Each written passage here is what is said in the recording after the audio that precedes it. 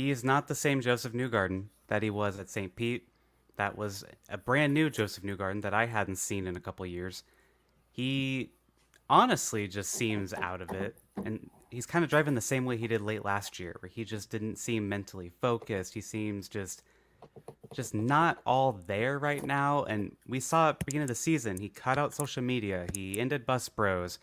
He just changed his whole mentality and mindset going into this season to be more prepared. And we saw that at St. Pete. Like that was a different Joseph. We haven't seen that in a while. That's on like a road or street course.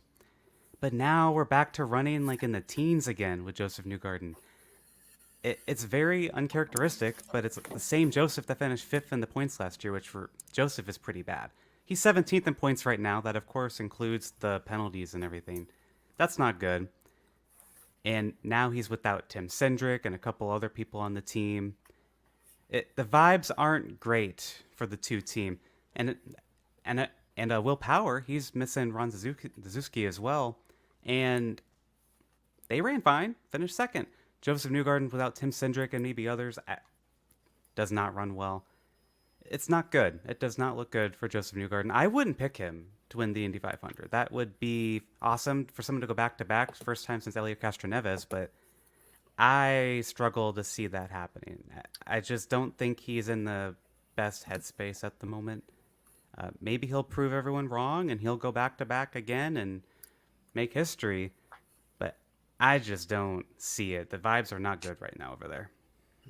Yeah, it really seems like the penalty at St. Pete really took the wind out of his sails. Joseph Newgarden, he came out at the very beginning of the season in St. Pete, dominated, and he really looked like he had that killer instinct inside of him, that this is going to be my season. He even had us saying like maybe he has a Max Verstappen type of season, and not necessarily in the form of going out to win all the races, all of that, but just to have one of those career years where he's winning a lot of races, dominating a lot of these races, and just improving on what we've already seen from his incredible racing career. But I don't understand like what's happened the last two rounds with Joseph Newgarden. Like you said, Alice, he just doesn't seem like the same guy at all, and he was completely out of it at the IMS road course. I believe just like he did in Barber, he even had a spin and believe it was in practice or something like that.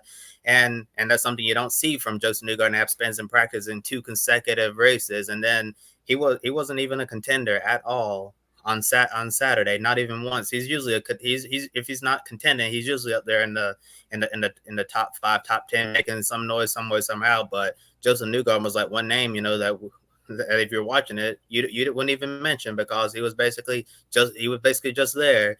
And going into the month of May in this type of form, I don't think that's good for him and Team Penske. It really seems like that this whole situation and what happened with the push to pass controversy is, really bothering him. And it's going to be interesting to see if Joseph can, break out of this little funk that he's in and post scandal, and see if he can try to reclaim the form that he showed in St. Pete. But it really seems like that this has really had a major effect on him mentally.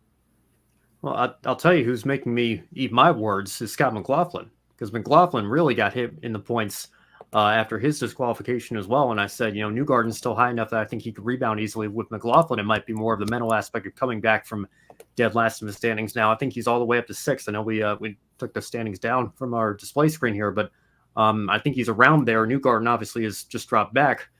So it's been interesting how those two have been able to handle the mental aspect of going through a difficult situation following St. Pete. And, I'm with you guys. I think, there's certainly time for him to bounce back if he goes out and shows some speed in practice and in qualifying. That I would hope would bring some of that confidence and momentum back to him. But at the moment, I don't know that you can consider him a favorite to go back to back and win the 500 again.